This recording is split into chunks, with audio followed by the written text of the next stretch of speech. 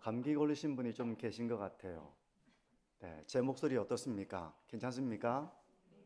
네, 저도 감기가 걸렸는데 지금 좀 조금씩 괜찮아지는 것 같은데요. 성도님들 중에도 이것저것에서 기침을 하고 계신 분들, 또 마스크 쓰고 계신 분들 계시는데 날이 이렇게 일교차가 큰 것 같기도 하고 새벽에 좀 쌀쌀하게도 느껴지고 낮에는 막 초여름처럼 덥기도 하고 또 우리가 또 주어진 삶에 열심을 내며 살아가다 보면 우리의 몸을 잘 돌볼 여유가 없어서 그런 겨를이 없어서 또 이렇게 육신적으로 잠시 좀 휴식이 필요한 때가 있는 것 같습니다. 어쨌든 몸 관리 잘 하시고 또 하나님께서 영혼이 잘됨 같이 범사가 잘 되게 하시는 복을 우리 모든 성도님들이 누리시기를 축복합니다. 이 설교 제목 어떻습니까? 낯섭니까? 좀 본 것 같습니까? 어떠세요? 네, 제가 이 본문을 제가 만천중앙교회 부임하고 부임 초기에 했던 설교 본문이고요. 물론 설교 내용은 전반적으로 다 많이 이렇게 좀 바꾸고 또 했지만 제목은 똑같습니다. 그래서 야, 이거 어디서 본 것 같은데 누구 설교 뺏겼나? 그렇게 생각하실 텐데 사실 제 설교고요. 제가 했던 설교고 한 주간의 삶을 살아가면서 이 설교를 다시 해야 되겠다는 강한 그런 이끌림이 있었습니다. 그래서 오늘 이 말씀을 좀 준비하게 되었는데 우리가 살다 보면 참 위기의 때를 만날 때가 있습니다. 그러니까 우리가 등산을 해도 너무 힘들잖아요. 꼭대기 올라가는 길이. 이제 다 왔겠지 하는데 가보면 어딥니까? 또 꼭대기가 저 위에 저기만 가면 되겠지 하는데 올라가 보면 또 산 꼭대기까지 가는 동안에 너무 힘드니까 이제 다 왔겠지 하는데 그런 경험이 있으실 것입니다. 인생을 살다 보면 한 고비를 넘겼는데 또 다른 위기가 찾아오는 일을 경험할 때가 있습니다. 그러면 우리는 종종 하나님께 하나님 저에게 왜 이러십니까? 저에게 왜 이렇게 이런 시련을 허락하십니까? 라고 물을 때가 있습니다. 근데 하나님은 그런 위기들 속에서 우리의 믿음을 단련해 나가시는 것이죠. 우리가 하나님을 향해 손을 들고 하나님의 은혜를 구하는 그런 사람이 되도록 우리를 인도하시는 것입니다. 오늘 말씀을 통해서 우리가 살아내야 될 믿음이라고 하는 것은 어떤 것인지, 내가 이런 말씀을 따라 살아가려고 있는데 참 감사하다. 그럼 위로가 될 수도 있고요. 나에게는 이런 모습이 부족했구나 라고 하는 그런 하나님의 교훈으로 이 말씀을 우리가 들을 수도 있을 것입니다. 오늘 본문의 8절은 이렇게 시작을 합니다. 그때라는 말로 시작을 해요. 그때. 여기 그때라고 하는 것은 이제 배경이 있죠. 출애굽기 17장에서 이스라엘 백성들은 광야로 들어갔습니다. 출애굽을 해서 광야로 들어갔는데 마실 물이 없는 겁니다. 광야에. 마실 물이 없으니 백성들은 지도자인 모세에게 막 물을 달라고 이렇게 막 요구를 한 것이죠. 아니 왜 따라오라고 해놓고서는 이 물도 없는 곳으로 우리를 데려왔느냐? 어서 물을 마시게 해라. 이렇게 사람들이 서로 다투며 갈등하며 또 모세에게 요구하고 있는 상황이 이제 출애굽기 17장의 배경입니다. 오늘 배경은 바로 오늘 말씀은 그런 배경에서 이루어지고 있는데요. 물론 모세는 그 가운데서 하나님께 부르짖어서 참 그런 위기의 마음을 가집니다. 17장 4절은 이렇게 말합니다. 모세의 기도입니다. 모세가 여호와께 부르짖어 이르되 내가 이 백성에게 어떻게 하리이까? 그들이 조금 있으면 내게 돌을 던지겠나이다. 그러니까 백성들의 위협이 점점 커지고 있고 모세가 뭐 힘이 있습니까? 하나님이 이들을 이끌고 약속의 땅으로 가라고 하니까 이들을 이끌고 나온 것이죠. 모세는 이 가운데서 하나님께 기도하는 것입니다. 하나님은 모세의 기도에 응답을 해주셔서 그 광야에서 그 수많은 사람들이 물을 마시게 됩니다. 한 200만 정도 되는 사람입니다. 제가 얼마 전에 이제 며칠 전에 우연히 이렇게 어떤 목사님이 이제 하루에 비가 오는 이것을 경제적 가치로 환산을 하면 약 2,400억 정도가 된답니다. 네, 이 얘기를 제가 저희 아이들한테 했더니 근거가 뭐냐? 믿을 수가 없다. 뭐 이런 얘기를 하던데 어쨌든 근거는 저도 잘 모릅니다. 어쨌든 그 목사님이 어디 자료를 봤든지 했는데 하루 비가 오면 그 경제적인 가치가 2,400억 정도 된다고 하거든요. 그러니까 아마 이 광야에서 뭐 죽어가는 그 가운데서 장정만 60만이 넘었으니 아마 부녀자와 뭐 노인들과 다 치면은 아이들까지 다 치면 적어도 200만 원 되는 그런 수잖아요. 근데 이들이 그 광야에서 물을 얻게 됩니다. 이런 놀라운 기적을 광야에서 체험을 한 거예요. 그런데 바로 그때입니다. 8절을 보십시오. 그때 아말렉이 와서 이스라엘과 르비딤에서 싸우니라. 뭐 한시름 놓은 그때 광야에서 목마름으로 한바탕 그런 난리를 겪은 그때 이제 좀 한숨을 돌리는 그때 이번에는 아말렉이 이스라엘을 공격한 겁니다. 근데 우리의 인생이 저는 꼭 이렇다고 생각을 해요. 왜 이렇게 문제가 많나? 여러분 그게 인생입니다.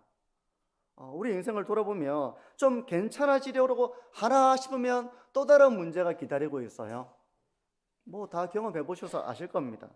아마도 평생 우리는 이런 영적인 전쟁을 겪게 될 것입니다. 물리적인 세계에서 여러 가지 어려움을 겪으면서 우리의 믿음이 도전을 받고 흔들리고 약해지고 기도하게 되고 하는 이런 영적인 전쟁을 평생에 우리가 겪으면서 살아가게 될 것입니다. 마치 광야를 걷고 있는 이 이스라엘 백성들이 바람잘날 없던 그런 문제들, 뭐 목마름의 문제, 전쟁의 문제, 그들 안에 있는 다툼의 문제, 여러 가지 이런 갈등을 겪었던 것처럼 여러분 우리의 삶도 동일합니다.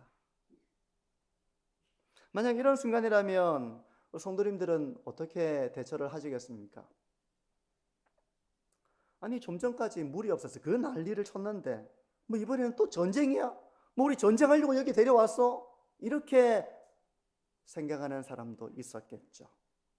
그러면서 불평하는 사람도 있고 두려움을 느끼는 사람도 있고 어떻게 하면 이 위기에서 벗어날 수 있을까라고 자기 살 길을 찾는 사람들도 있었을지 모릅니다. 물론 사람이 연약하니 뭔가 문제가 터지면 그 문제의 원인이 누구에게 있는지 희생양을 찾기도 하고 두려움에 떨기도 하고 걱정하기도 하고 하는 것이 뭐 연약하기 때문에 이제 그렇게 하는 것이죠.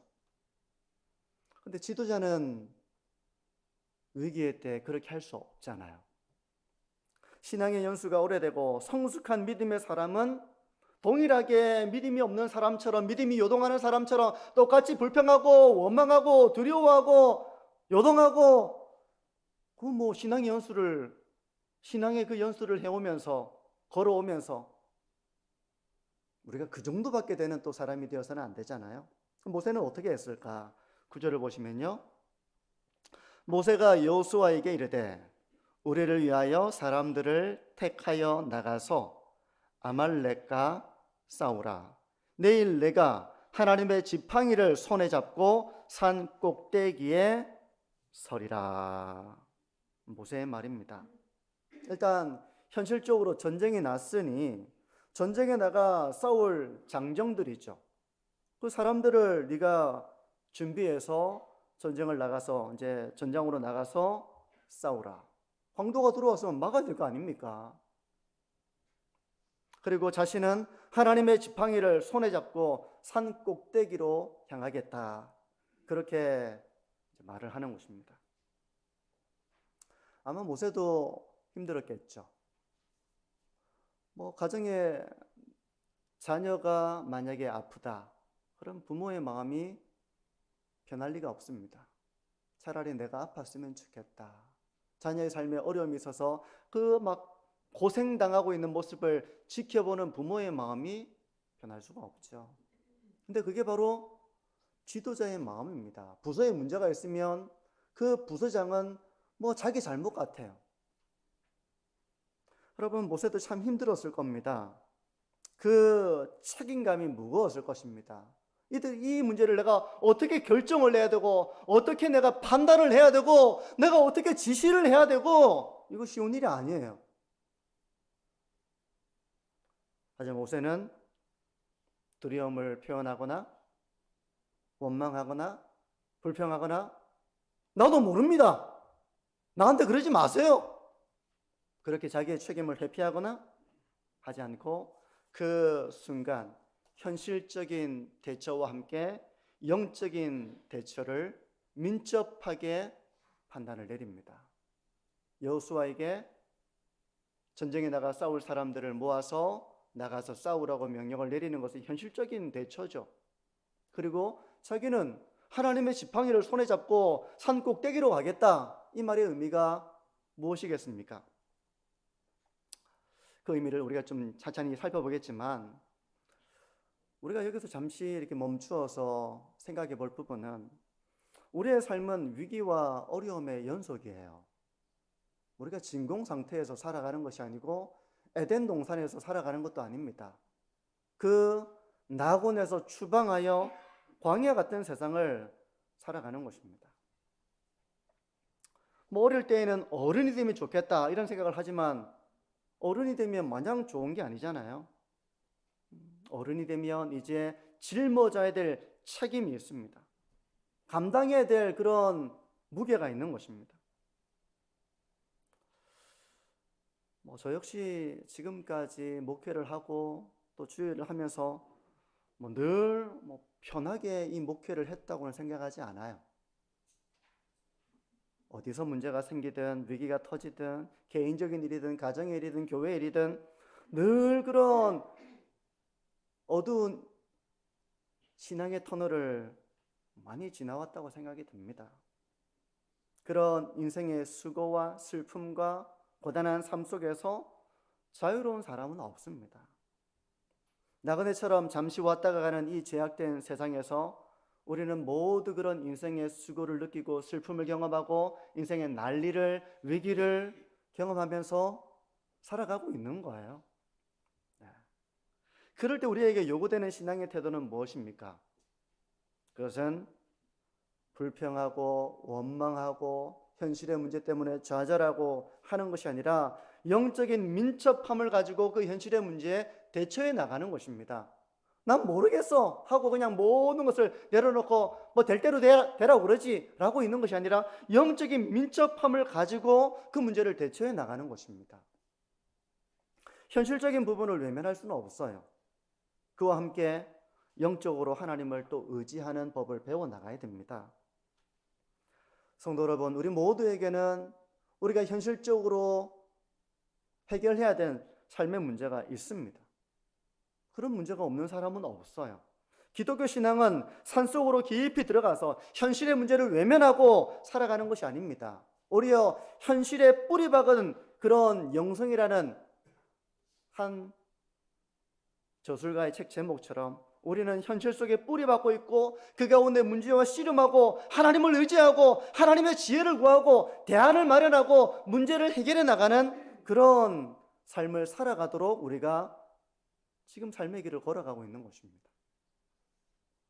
그럴 때마다 두려워하고 좌절하고 불평하고 원망하는 그런 모습이 아니라 영적으로 성숙한 그런 지도자의 모습처럼 현실의 문제를 지혜롭게 대처해 나가시는 저와 우리 모든 성도님들이 되시기를 축복합니다.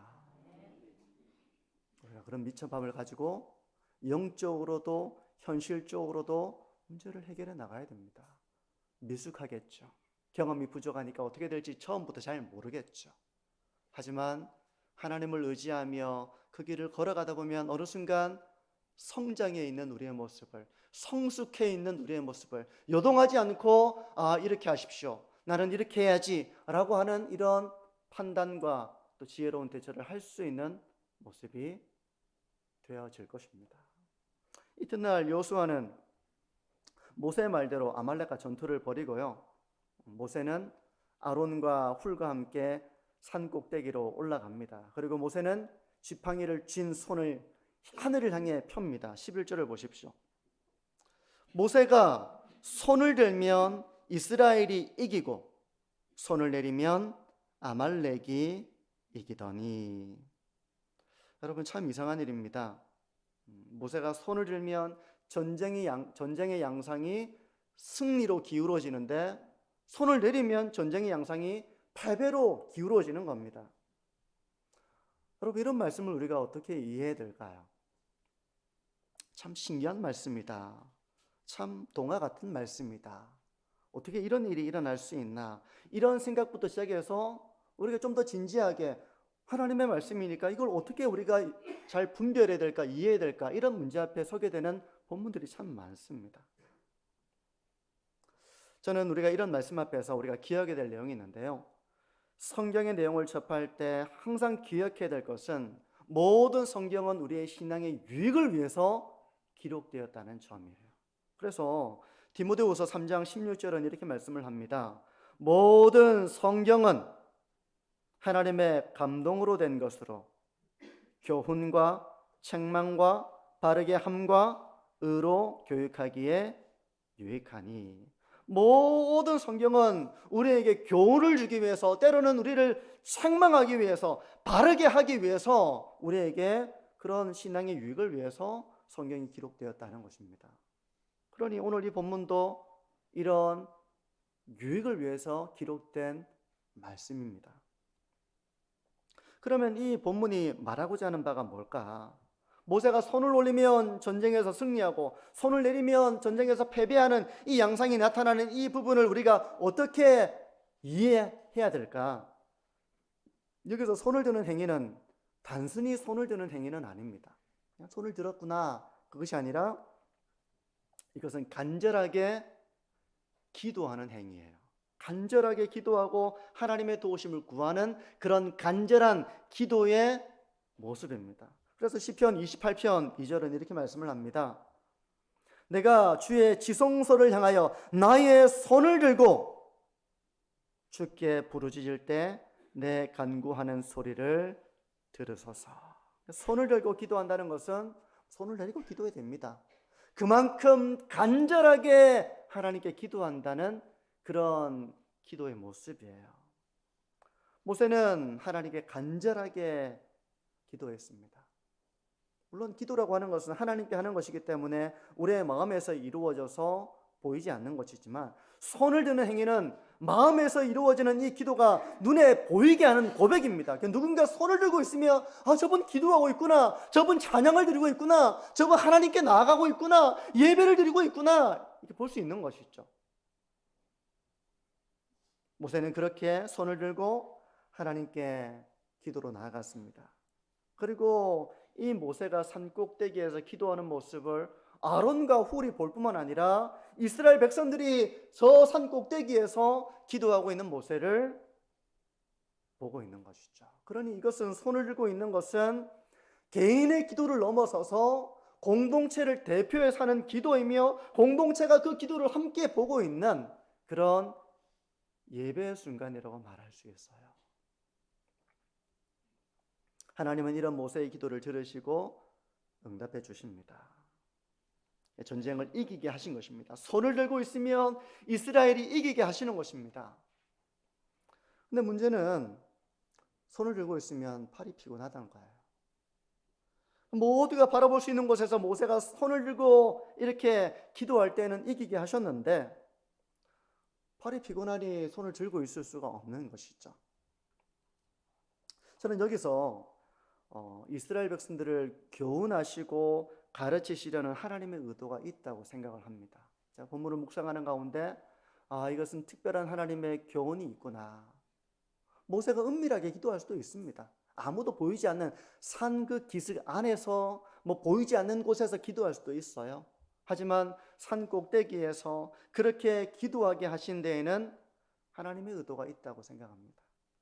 즉, 모세가 손을 들고 있는 모습을 통해서 기도의 중요성, 하나님을 의지하는 일의 중요성, 그리고 그 기도에 응답하시는 하나님을 깨닫게 하시려는 그 교훈이 이 모습에 담겨 있는 거예요. 근데 물리적으로 계속 손을 들고 있기란 불가능하니 모세 손이 피곤해서 내려가는 것이죠.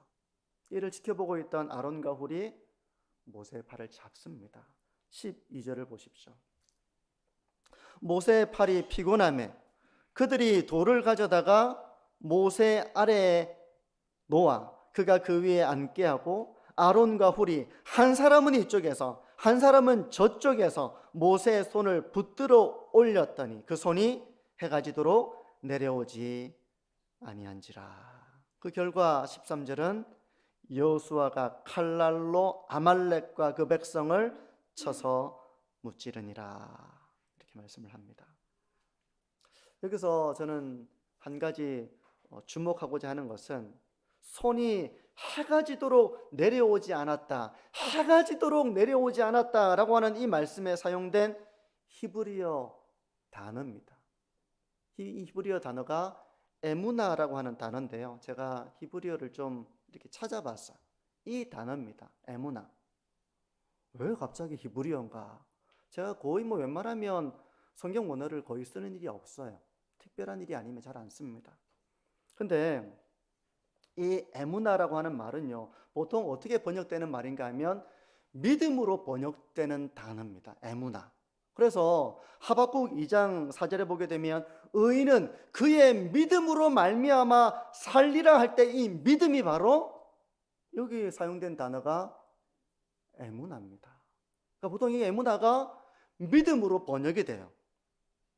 그러므로 이 에무나라고 하는 단어의 의미는요, 내면적인 믿음을 사용할 때도 이 단어를 사용합니다. 내면적인 믿음.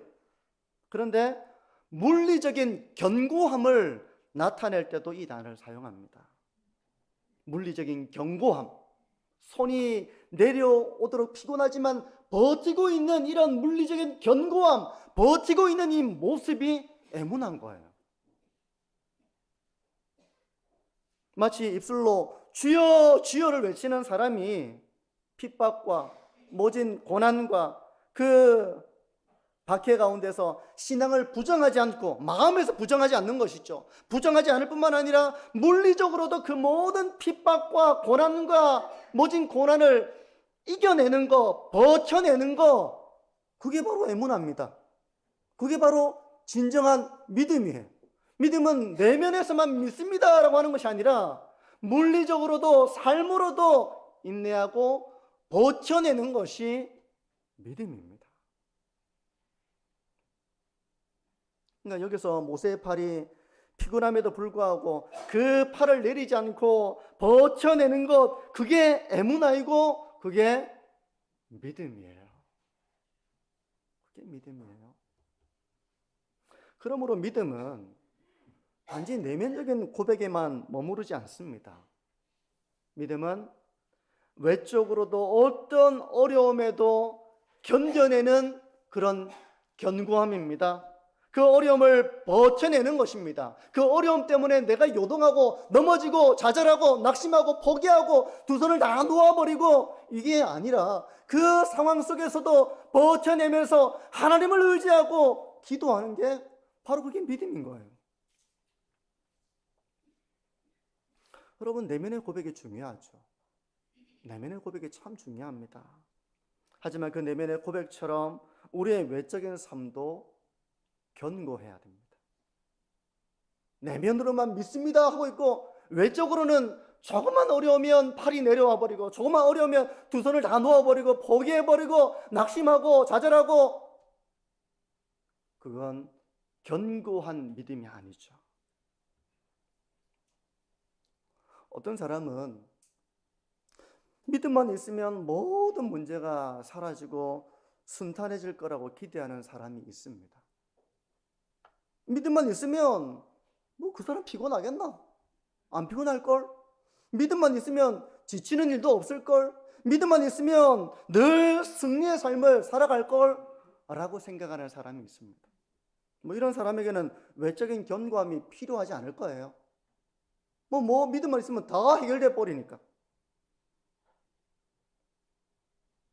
하지만 신앙의 삶은 그렇지 않습니다.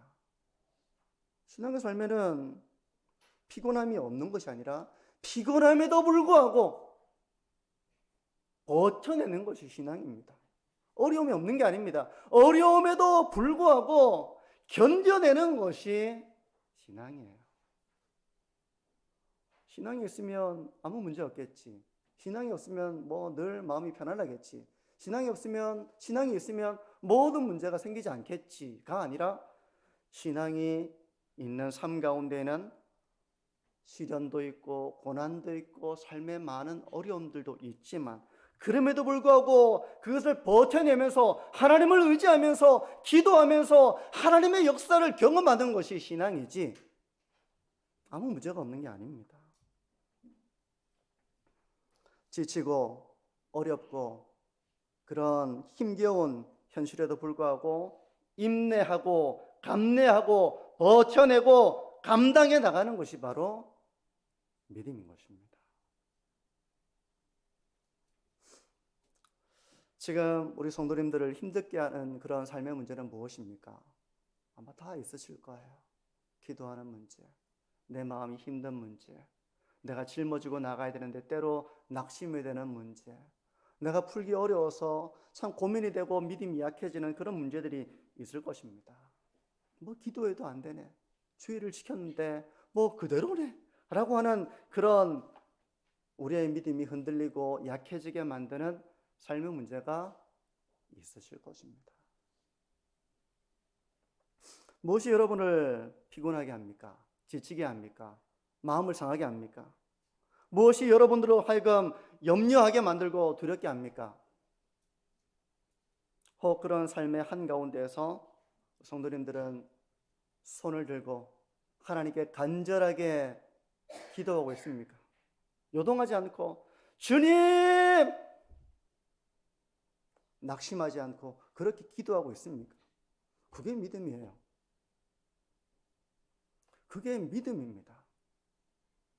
버텨내고 하나님의 응답을 기다리고 기도하고 그게 믿음입니다.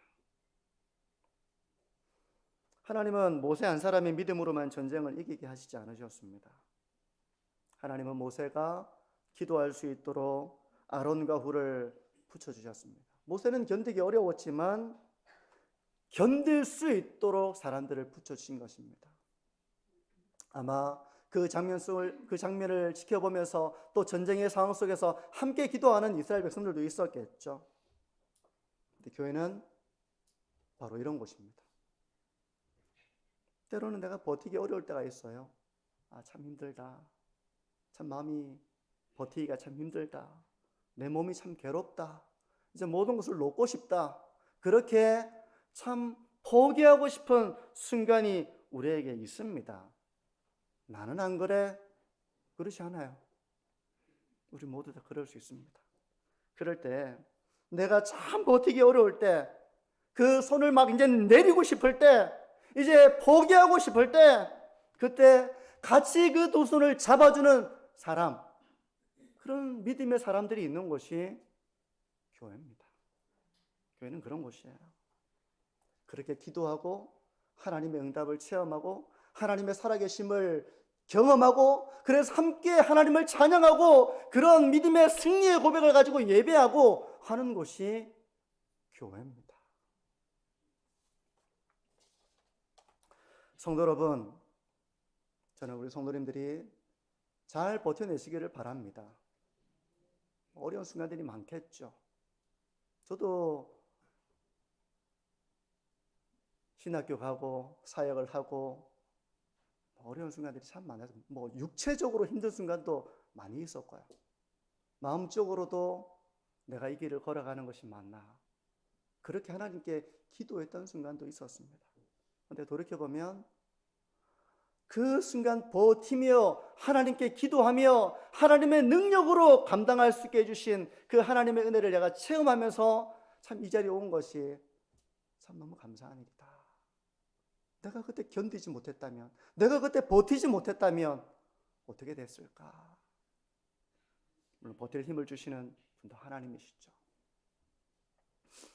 내가 힘들어서 피곤한 팔이 내려오려고 할 때 버티고 하나님을 향해 의지하는 우리 모든 믿음의 성도님들이 되시기를 축복합니다. 그리고 그런 사람들을 우리가 공동체에서 볼 때가 있어요. 아, 피곤하구나, 지금 지쳐 있구나, 마음이 상해 있구나. 그럴 때는 그것을 붙들어 주는 것이 바로 우리 교회입니다. 함께 있는 목장의 식구들, 또 우리 천양대도 있고요, 또 우리 교육부서에는 교사들도 있고, 전도회도 있고, 우리 장로님들 같은 경우는 당회도 있고, 안수 집사님들은 안수 집사회도 있고, 권사님들은 권사회도 있고, 이 모든 모임들이 바로 서로에게 걸림돌이 되는 것이 아니라 서로에게 힘이 되고 하나님을 향하여 두 팔을 들고 온전하게 서도록 도와주는 믿음의 공동체라는 것입니다. 물론 때로는 나 혼자서 외롭게 버텨야 되는 순간도 있어요. 성도 여러분, 하나님을 향하여 두 팔을 들고 견뎌내고 기도하는 가운데서 주님의 살아계심과 하나님의 역사하심을 맛보아 알게 되는 그런 우리의 삶이 되어서 우리의 예배가 그런 하나님을 향하여 삶의 간증을 가지고 하나님의 위대하심을 고백할 수 있는 그런 예배가 되기를 바라고요. 그런 신앙의 체험들을 가지고 살아있는 믿음의 고백을 할 수 있는 저와 우리 모든 성도님들의 살아있는 믿음 되시기를 주님의 이름으로 축복합니다. 기도합니다.